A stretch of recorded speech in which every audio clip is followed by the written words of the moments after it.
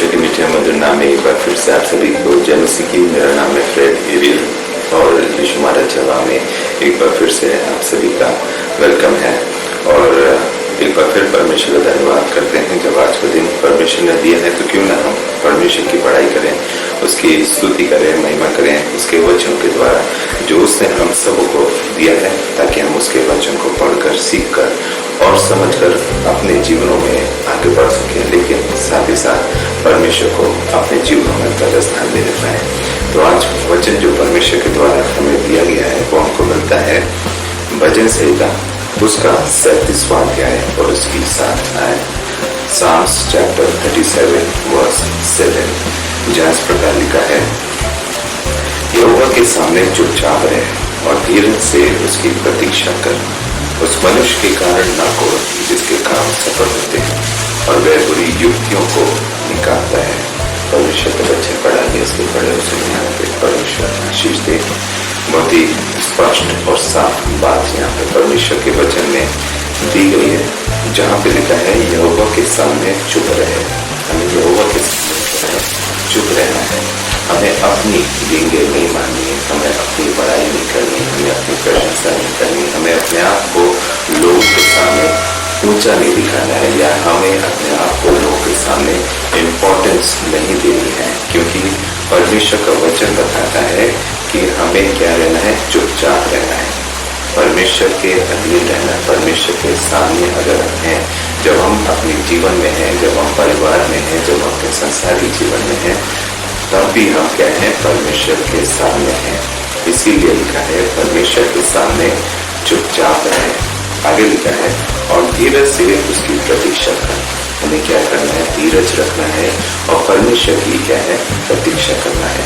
क्योंकि कभी कभी अपने जीवन में क्या होता है कि हम अक्सर ये चाहते हैं कि सारी चीजें, सारी व्यवस्थाएं, सारी बात, सारी योजनाएं हमारी जो है वो हमारे मुताबिक चले, लेकिन हमारे मुताबिक क्यों चलेंगी? क्या हमने अपने आप को रचा है? क्या हमने इस सृष्टि को बनाया है? क्या हमने अपने परिवार को बनाया है? या जो भी हमारे आसपास या कांटेक्ट में चीजें हैं, क्या वो हमारे द्वारा दी गई है या हमारे द्वारा रची गई है? ना हम रचे गए अपने द्वारा, ना हमारा परिवार हमें द्वारा रचा गया, ना हमारे काम काज या हमारे जो हमारी जीवन है वो हमारे द्वारा रचा नहीं है।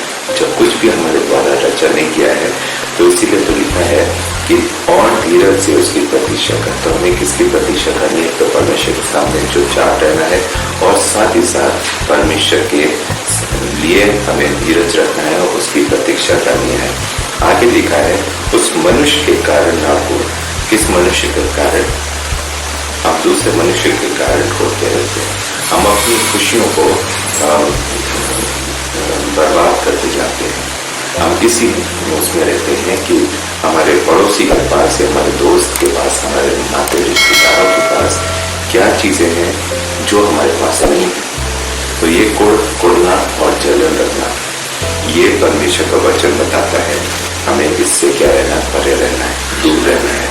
इसे लिखा है उस मनुष्य के कारण ना हो जिसके काम सफल होते हैं। हम दूसरे के काम को देखकर कि वो सफल हो रहा है, वो अपने जीवन में उन्नति कर रहा है, वो अपने जीवन में बहुत सारी चीजें उसने हासिल कर ली जो शायद आज हम और आप नहीं कर पाए। लेकिन परमेश्वर का वचन हमें इस बात पे विश्वास दिलाता है, हमें मजबूत करता है कि हमें उसके अपने आप को धीरज बंद रखना है और धीरज से उसकी प्रतीक्षा करनी है और हमें उस मनुष्य के कारण नहीं करना है जिसके काम सफल होते हैं। आगे लिखा है और वो बुरी युक्तियों को निकालता है। उसके काम सफल होते हैं क्योंकि वो संसारिकता में है, वो संसारिक जीवन में वो परमेश्वर के नजदीकी में नहीं है, वो परमेश्वर के प्रतीक्षा नहीं कर रहा है, वो परमेश्वर के चुपचाप सामने चुपचाप नहीं है, क्योंकि वो उसने जो हासिल किया है शायद वो संसारिक जीवन के द्वारा या अन्य चीजों के द्वारा या गलत दिशाओं में जाकर या गलत संगतियों में रहकर या गलत तरीके से उसने धन और ऐश्वर्य कमाई है। लेकिन क्या वो परमेश्वर के द्वारा आशीष पाएगा? कतई नहीं पाएगा। ऐसे लोग परमेश्वर के द्वारा आशीष नहीं पाते हैं। वो तब तक हैं हैं जब तक इस संसार में उनका जीवन है, जब तक उनके शरीर में सांसें हैं, जब तक उनका जीवन आगे बढ़ रहा है। लेकिन एक समय आता है, हर बुराई का अंत होता है जिसे कहते हैं। तो एक समय आता है उनकी बुरी युक्तियों का भी अंत होगा, उनकी बुरी चाल चलन का भी अंत होगा, उनके बुरे विचारों का अंत होगा, उनके बुरे प्लान्स का अंत होगा जो शैतान के द्वारा उनको दिए गए। कई बार हम लोग सोचते हैं हमारे उनके पास इतना धन दौलत है तो उनके पास परमेश्वर की आशीष है, लेकिन ये हमारा सोचना गलत है कि परमेश्वर की आशीष पैसे से या धन दौलत से नहीं नापी जा सकती। परमेश्वर की आशीष आपके जीवन में अगर प्रबल हो रही है, अगर आप स्वस्थ हैं, तंदुरुस्त हैं, आशीषित हैं, परमेश्वर की उपस्थिति आपके जीवन में है, तो वो परमेश्वर की योजना का हिस्सा है, ना कि वो। क्योंकि धन दौलत ऐश्वर्य ये सब शैतान की तरफ से जो आकर्षण है, एक अभिलाषा है, एक मोह माया है, एक जाल है जो शैतान फैलाता है और आपको अपने चुंगल में फंसाने की कोशिश करता है। इसीलिए भजन संहिता 37 में बहुत अच्छा दिया गया है, यहोवा के सामने चुपचाप रहे और धीरज से उसकी प्रतीक्षा कर, उस मनुष्य का कारण ना खोड़ जिसके काम सफल होते हैं और वो बुरी युक्तियों को निकालता है। एक जगह से हम और पढ़ेंगे जो हमको मिलता है इब्रानियों 10 उसका 36 और 37 आयत। इब्रानियों उसका 10वां अध्याय उसकी 36 और 37 आयत यहाँ पे लिखा है, क्योंकि तुम्हें धीरज रखना आवश्यक है ताकि परमेश्वर की इच्छा को पूरी करके तुम प्रतिज्ञा का फल पाओ, क्योंकि अब बहुत ही थोड़ा समय रह गया है जबकि आने वाला आएगा और देर ना करेगा। यहाँ पर एक और आपको परमेश्वर के द्वारा इस बात के लिए यकीन दिलाया गया है कि हमें क्या है, धीरज रखना आवश्यक है। हम अपने आप में उतावलापन ना दिखाएं, हम अपने आप में जल्दबाजी ना करें, हम क्या है धीरज रखें और धीरज रखना आवश्यक है, जैसा इब्रानियों 10:36 में बताया गया है, ताकि परमेश्वर की इच्छा को पूरी करके तुम प्रतिज्ञा का फल पाओ। परमेश्वर की प्रतिज्ञाएं क्या है, परमेश्वर की योजनाएं क्या है, परमेश्वर आपके हमारे जीवन से क्या कहना चाहता है, क्या बताना चाहता है, क्या सिखाना चाहता है। तो परमेश्वर के वचन को आप जरूर पढ़ें और परमेश्वर को उन प्रतिज्ञाओं को पढ़ें, उन प्रतिज्ञाओं को जानें जो परमेश्वर ने आपके जीवनों के लिए दी गई है। इस वचन में आप वचन को पढ़ेंगे तभी सीख सकेंगे, जान सकेंगे कि परमेश्वर के प्रतिज्ञाएं के बारे में। और हमें जरूरी है कि हम धीरज रखना आवश्यक है हमारे जीवन में। आगे लिखा है, क्योंकि बहुत ही थोड़ा समय रह गया है जबकि आने वाला आएगा और देर ना करेगा। क्योंकि हम अंत के दिनों में हैं, इसीलिए यहाँ पे इसका जिक्र है, क्योंकि बहुत थोड़ा ही समय रह गया है, बहुत थोड़ा समय रह गया। हमें नहीं पता कि परमेश्वर कब आएगा या इस संसार का अंत कब होगा। अंत तो बना है, जिस प्रकार संसार एक समय पर रचा गया है, बनाया गया है, और जब पाप अपनी सीमा पर पहुंच जाएगा, जब पाप इतना बढ़ जाएगा, जब मसीह के मानने वाले लोग जो मानते हैं मसीह को या जो नहीं मानते हैं, जब वो पाप में पड़ जाएंगे तो मसीह से दूर हो जाएंगे, उसके वचन को नहीं मानेंगे, उसके वचन को नहीं पाएंगे। आज हम अक्सर देखते हैं कि लोग वचन को पढ़ना जरूरी नहीं समझते या इन वचनों को गलत ठहराते हैं, या जो अन्य उपदेशक हैं जो वचन को गलत तरीके से प्रचार कर रहे हैं या गलत नसीहत दे रहे हैं या गलत शिक्षाएं दे रहे हैं, तो ये क्या है, ये सब पाप लोगों के दिलों में डाल रहे हैं, शैतान द्वारा डाला जा रहा है। और वो समय निश्चित है, वो समय आने वाला है जब ये इस संसार का अंत होगा। और उस संसार का अंत होगा तो हमारा प्रभु यीशु मसीह जो है, उसकी जो दूसरी आमद है, उसकी जो सेकंड कमिंग है, वो जरूर से होगी। इसीलिए यहाँ पे लिखा है, क्योंकि अब बहुत ही थोड़ा समय रह गया है जबकि आने वाला आएगा और देर ना करेगा। लिखा है, बहुत स्पष्ट लिखा है, जबकि आने वाला आएगा और देर ना करेगा। ये तो तय है कि जो यीशु मसीह जब भी आया है तो वो लौट के भी आएगा और वो देर नहीं करेगा। वो अपने निश्चित समय पे आएगा, ना एक दिन पहले ना एक दिन बाद। जो उसका तय समय है, जो उसकी तय योजना है, जो उसका अपॉइंटेड टाइम है, उस समय वो जब अब आएगा तो गायक ले आएगा, न्यायिक ले आएगा, हमारे और आपके जीवन का न्याय करेगा। कि जो समय उसने दिया था जब वो इस पृथ्वी पर आया था और वापस स्वर्ग में उठा लिया गया था, तब से और आज तक का जो समय दिया गया उसके आने से पहले तक का, ये हमारे लिए ग्रेस पीरियड है, ग्रेस टाइम है।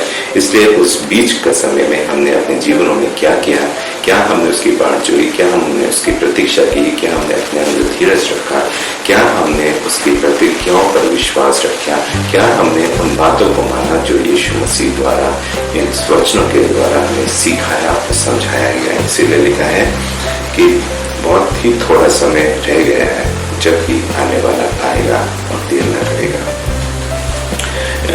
एक जगह से हम और पढ़ेंगे भजन संहिता 27:14, जहाँ लिखा है, यहोवा की बाट जोता रहे, याव बात और तेरा हृदय दृढ़ रहे। हाँ, यहोवा ही की बाट जोता रहे। यहाँ पे लिखा है ना कि अभी हमने पढ़ा था कि जो आने वाला है वो आएगा और देर न करेगा। तो यहाँ पे लिखा है कि यहोवा की बाट जोता रहे। हमें यहोवा की बाट जोना है, हमें उसका इंतजार करना है, उस पल का इंतजार करना है जब वो आएगा। आगे लिखा है, याव बांध और तेरा हृदय दृढ़ रहे। याव बांधना है हमें और हृदय को दृढ़ रखना है, मजबूत रखना है, विश्वास में बने रहना है और यीशु मसीह की प्रतीक्षा धीरज के साथ करनी है। हमें उतावलापन नहीं दिखाना है, हमें जल्दबाजी नहीं करनी है। हम अपने कार्यों में आगे तो बढ़ना है, लेकिन उस निश्चित समय पर जो परमेश्वर ने हमारे और आपके जीवन के लिए रखा है। इसीलिए लिखा है कि यहोवा की बाट जोता रहे, याव बांध और तेरा हृदय दृढ़ रहे। हाँ, यहोवा ही की बाट जोता रहे। बहुत ही अच्छी बात यहाँ पे परमेश्वर के वचन में दी गई है। इसलिए जरूरी है कि हमें उसके इंतजार करना, उस पर विश्वास रखना है। और जो हमने भजन संहिता 37 में पढ़ा था, वही बात यहाँ पर हम वापस दोहराना चाहेंगे कि यहोवा के सामने चुप रहे और धीरज से उसकी प्रतीक्षा कर, उस मनुष्य के कारण ना हो जिसके काम सफल होते हैं। हम अन्य मनुष्य के बारे में ना सोचें, लेकिन हम अपने जीवन के बारे में सोचें कि परमेश्वर ने हमें ये जीवन दिया है तो क्यों दिया है। हमें विफल करने के लिए नहीं दिया है, हमें क्या के लिए दिया है, हमें सफल करने के लिए दिया है। अगर कोई अन्य मनुष्य अगर वो सफल हो रहा है तो उसको हम देख के कोड़े ना, क्योंकि यशाया 41:10 में लिखा है, यशाया 41:10 में लिखा है, मत डर क्योंकि मैं तेरे संग हूँ, इधर उधर मत ताक क्योंकि मैं तेरा परमेश्वर हूँ।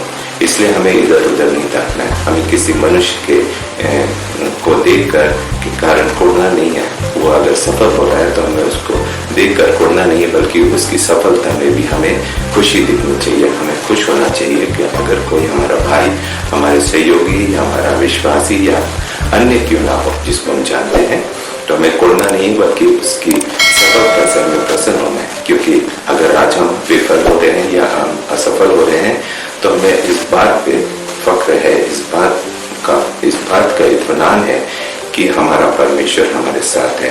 और एक समय आएगा जब वो हमें भी क्या करेगा, बढ़ाएगा, हमें भी सफल करेगा, हमें भी उन्नति की तरफ ले जाएगा, हमारा भी जीवन साकार होगा, हमारी भी खुशियां आबाद होंगी और वो इत्मीनान, वो सुकून, वो चैन हमें भी परमेश्वर देगा। इसीलिए तो लिखा है यशाया 41:10 में, मत डर क्योंकि मैं तेरा परमेश्वर हूँ, इधर उधर मत ताक क्योंकि मैं तेरा परमेश्वर हूँ।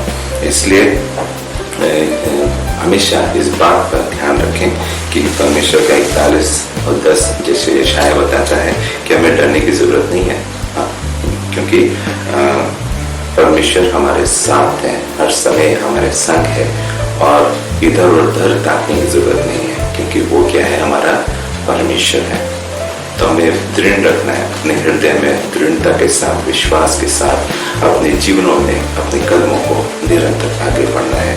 आशा करते हैं छोटे से वचन के साथ अपने बहुत कुछ सीखा होगा और जो परमेश्वर का वचन आज हमें सीखने को दिया है वही हमने आपके साथ शेयर किया है और इस वचन से आपने बहुत कुछ सीखा होगा। तो एक छोटी सी प्रार्थना के साथ हम इस वचन को समाप्त करेंगे। आइए हम प्रार्थना करते हैं। हमारे सर्वशक्तिमान दयालु अनुग्रहकारी पिता परमेश्वर, एक बार फिर से हम आपका धन्यवाद करते हैं। धन्यवाद का दिन आपने दिया और ये मुमकिन किया खुदा कि हम आपके वचन को आपके लोगों के विश्वासियों के द्वारा सामने बोने पाए। उन्हें दे खुदा ये वचन सबके जीवनों में काम करने वाला हो और दिन प्रतिदिन खुदा ये जो वचन है, जो एक जिंदा कलाम है, हमें निरंतर आपके सामने चुप रहना है और धीरज से आपकी प्रतीक्षा करनी है, क्योंकि आपका वादा है कि मत डर क्योंकि मैं तेरे संग हूँ, इधर उधर मत भाग क्योंकि मैं तेरा परमेश्वर हूँ। उन देव परमेश्वर यही विश्वास निरंतर हम सबके जीवनों में कार्य करने वाला हो और आप पे विश्वास रखे। हमें किसी अन्य मनुष्य की सफलता को देखकर उड़ना नहीं है, बल्कि उस समय का इंतजार करना है जो आपका समय है, निश्चित समय है। जब आप आएंगे तो सारी चीजें, सारी व्यवस्थाएं ज्यों की त्यों हो जाएंगी और हमारा विश्वास यही है कि आप हमारे जिंदा परमेश्वर हैं। कल, आज और आने वाले समय में आप युगानुयुग एक समान है। आप ना बदलने वाले हैं, न छोड़ने और न त्यागने वाले पिता परमेश्वर। इस छोटी सी विनती को आपके बेटे अपने धार करते हैं, यीशु मसीह के नाम से मांगते हैं, सुन कीजिए। God bless you all.